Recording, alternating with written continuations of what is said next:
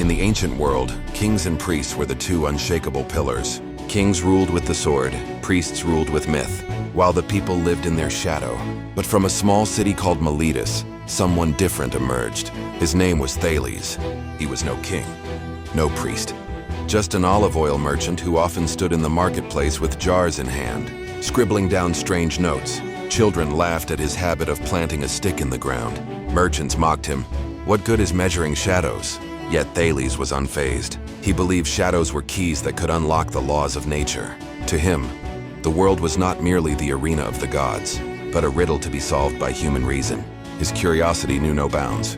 Thales heard sailors' tales, towering pyramids, the endless Nile, Egyptian priests who guarded the secrets of the stars. He set sail, though mocked as a foreign trader chasing pharaohs, mysteries. His boat was small, storms raged. Pirates lurked, but Thales stood firm on the deck, eyes fixed on the constellations. He recorded when certain stars rose, when they sank. In this way, he found direction at sea. Unknowingly, he had planted the seed of navigation. And when the silhouette of the pyramids rose on the horizon, Thales did not fall in worship like others. He asked instead, "How can I measure their height?" His arrival unsettled the priests.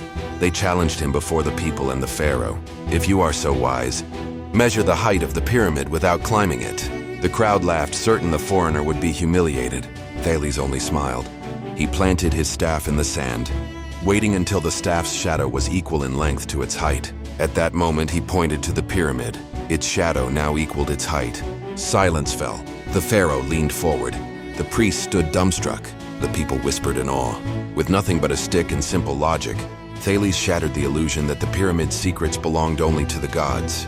The tale of the foreigner who measured the pyramid spread swiftly. The people marveled, but the priests fumed. "If he can uncover the secrets of the heavens, who will still fear us?" They whispered in anger. Meanwhile, Thales sat in the desert with his young pupils.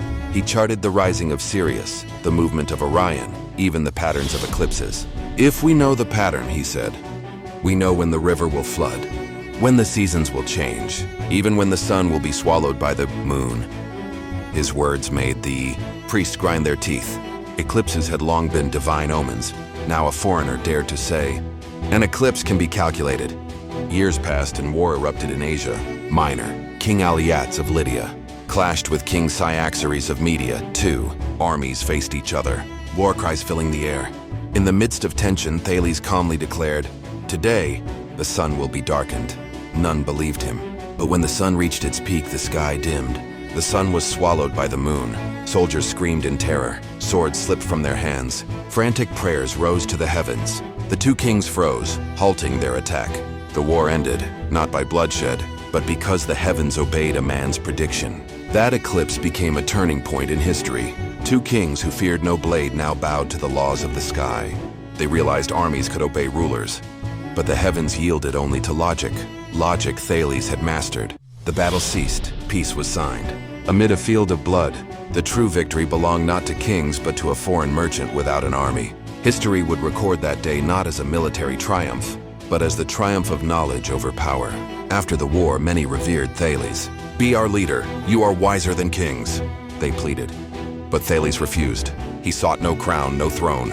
"If knowledge becomes a tool for power, it will perish," he said. He returned to trading olive oil as if nothing had happened, and for that very reason, he was honored even more. He had defied kings but never desired to become one. King Alyattes and King Cyaxares are now mere names in the annals of history, but Thales' name is still taught thousands of years later. From a wooden staff came geometry. From star charts came astronomy. From his courage came philosophy. The power of kings perished with their kingdoms, but Thales' knowledge grew across ages, studied in schools, universities, and research centers today.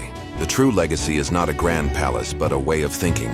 History is filled with the names of mighty kings, yet most left behind only ruins. Thales was different. He left behind a way of thought.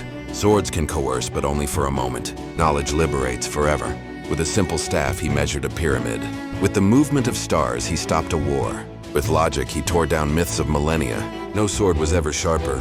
History is often written by victors of war, yet the names remembered by humanity are those who discovered truth. Thales, the humble merchant of Miletus, proved that thought could challenge myth and shake thrones. He had no kingdom, yet ruled through ideas. He had no army, yet conquered with numbers. This was the true duel, when philosophy met power, and the greatest upheaval was born not from swords, but from logic.